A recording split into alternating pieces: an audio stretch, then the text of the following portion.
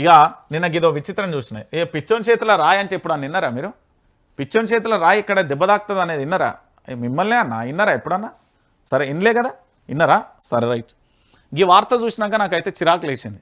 ఎస్ఎల్బీసీపై కేసీఆర్ క్షుద్ర పూజలు, అందుకే టనెల్ కూలిపోయింది, పనులు ముందుకు సాగుతలేవు. మంత్రి కోమటిరెడ్డి వెంకటరెడ్డి ఏమనాలి? ఈ మంత్రిని ప్రజల చేత ప్రజల కొరకు ఓటేస్తే గెలిచిన ఆయనే ఎట్లా మాట్లాడతాడు? ఏమైందండి ఆయనకు? నాకు భయం అవుతుంది. మంత్రి కోమటిరెడ్డి వెంకటరెడ్డికి సంబంధించి ఆరోగ్య విషయంలో నాకు కొంచెం ఆందోళన కలిగించే విషయం. ఏం మాట్లాడతాడు? ఎస్ఎల్బీసీ మీద కేసీఆర్ క్షుద్ర పూజలు ఏంటండి? ఆ ఎస్ఎల్బీసీకి సంబంధించి మన రాష్ట్రానికి, మన జిల్లాలకు, మన గ్రామాలకు నీళ్ళు ఇవ్వడానికి పరాయి రాష్ట్రం నుంచి వచ్చి పనులు చేస్తున్న వారు అందులో చనిపోతే కనీసం వాళ్ళ యొక్క వాళ్ళ డెడ్ బాడీలను కూడా తీయలే, వాళ్ళ యొక్క శరీరాలను కూడా బయటికి తీసి వాళ్ళ యొక్క కుటుంబాలకు అప్పచెప్పలే. అంత దుర్మార్గమైన నీచమైన ప్రభుత్వం ఇది.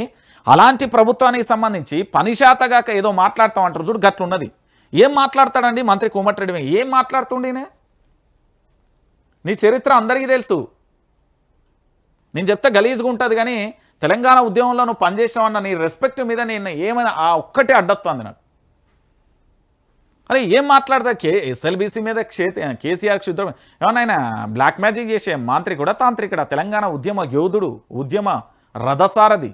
10 సంవత్సరాలు ఈ తెలంగాణ అద్భుతంగా నడిపిన గొప్ప వ్యక్తి గాయనని పట్టుకొని పిచ్చి కూతలు కారు కూతలు కూస్తారు ఏందండి? నాకు అర్థం కాదు. చాలా బాధ అనిపిస్తాయి ఇటువంటివి చూసిన.